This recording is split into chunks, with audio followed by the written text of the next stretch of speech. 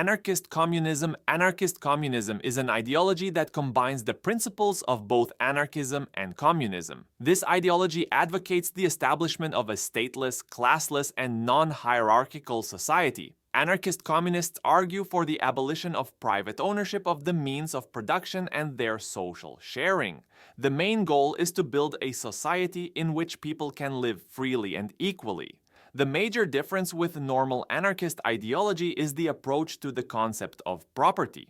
While classical anarchism opposes the state and all forms of hierarchy, it may have different views on property. While some anarchists advocate individual ownership, anarchist communists emphasize that property should be communal.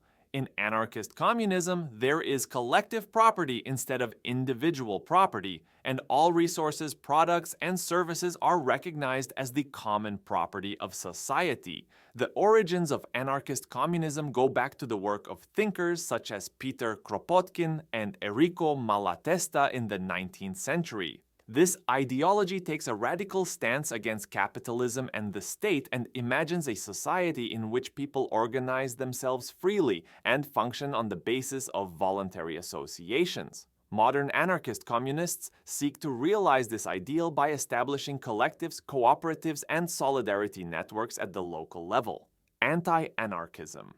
Anti-Anarchism is the general name for views opposed to anarchism. Anti-anarchists argue that anarchism would create chaos in society, disrupt social order, and ultimately lead to more violence and disorder. They believe that the existence of the state is necessary and that authority is necessary to maintain social order. Anti-anarchism can be found across the political spectrum. Conservatives, liberals, and even some socialists may embrace this ideology. Anti-anarchist thought has often been used to justify repressive state measures against anarchist movements. For example, when anarchist movements were influential in the late 19th and early 20th centuries, many governments took harsh measures against anarchists and tried to prevent the spread of this idea. Monarchism. Monarchism is an ideology that advocates a form of government in which a country is headed by a monarch, king, queen, or emperor. Monarchists believe that monarchy provides stability and continuity for society and contributes to the preservation of tradition and cultural identity. Monarchy has been a common form of government in many periods of history and continues to exist in a few countries today. Monarchism comes in two main forms: absolute monarchy and constitutional monarchy. In absolute monarchy, the monarch holds all political power, while in constitutional monarchy, the monarch's powers are limited by a constitution or law. Monarchists argue that this form of government serves as a symbol of unity in society and is a counterweight in situations where democratic processes can be chaotic. Populism. Populism is an ideology that glorifies the will of the people and generally opposes elites, the existing system, or established institutions. Populists put the people at the center of politics, claiming to defend their interests. This ideology can take place on either side of the political spectrum, right or left, and is often represented by charismatic leaders. Populist movements often emerge as a reaction against the existing system and aim to raise the voice of the people against the interests of elites. This ideology can be seen as a solution to problems such as growing inequality, corruption, or lack of representation in modern democracies. However, critics argue that populism often offers simplistic solutions and simplifies complex social problems. Progressivism. Progressivism is an ideology that believes that social reforms and continuous improvement are necessary. Progressives advocate progressive policies on issues such as social justice, economic equality, and environmental sustainability. This ideology is often associated with the idea that modernization, scientific advances, and technological innovations will benefit society.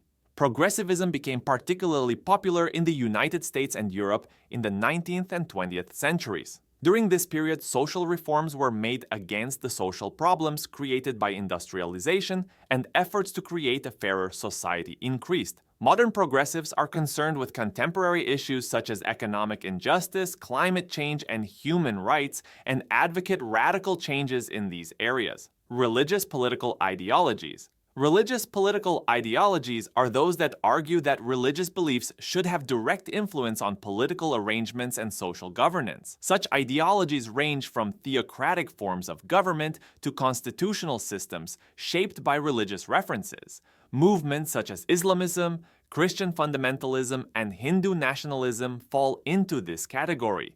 These ideologies argue that religious values and norms should guide social life. Religious political ideologies aim to create a moral society while opposing secular state structure and secularism. Historically, such ideologies have emerged as part of efforts to preserve social order and maintain traditional values. Satirical and anti-political movements. Satirical and anti-political movements often use humor and ridicule to criticize existing political systems and politicians. Such movements take a stance against established power structures in politics and often have anarchist or radical tendencies. In the modern world, especially through social media and popular culture, such criticism reaches large audiences. These movements often argue that the political system is corrupt and that existing structures must be overthrown for real change. Anti-political movements may adopt methods such as direct action and civil disobedience and express their distrust of traditional political processes. Syndicalism. Syndicalism is an ideology that argues that trade unions should be the basic building block of society. Syndicalists want workers to directly control the means of production and for society to be organized democratically on this basis. This ideology often emphasizes the revolutionary potential of the working class and aims to overthrow the capitalist system. Syndicalism has its origins in the labor movements in France in the late 19th and early 20th centuries. During this period, it was believed that workers could bring about social change by increasing their collective bargaining power. Modern syndicalists are usually left-wing groups that defend workers' rights and oppose economic inequality. Transhumanism. Transhumanism is an ideology that advocates the transcendence of human biology through technological and scientific advances. Transhumanists advocate the possibilities offered by technology for extending human life, increasing mental capacity, and eliminating diseases. This ideology suggests that human nature can and should be significantly changed and improved in the future. Transhumanism is often associated with advances in areas such as artificial intelligence, biotechnology, and nanotechnology. Transhumanists explore ethical and practical ways of enhancing the human experience and argue that this process can be seen as the next evolution of humanity. However, this ideology is criticized on the grounds that it risks creating an inhuman future. Corporatism is an ideology that advocates the organization of society and the economy through institutions such as trade unions, employers' associations, and other interest groups. Corporatists believe that such institutions should come together to achieve social and economic balance in cooperation with the state. This ideology is often associated with fascist and authoritarian regimes, but some aspects can also be seen in social welfare state models.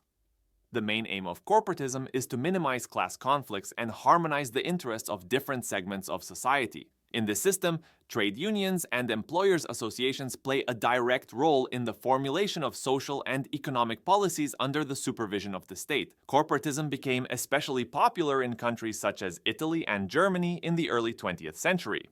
Thank you for watching so far. If you enjoyed this content, please like this video and subscribe to my channel to be notified of our future videos.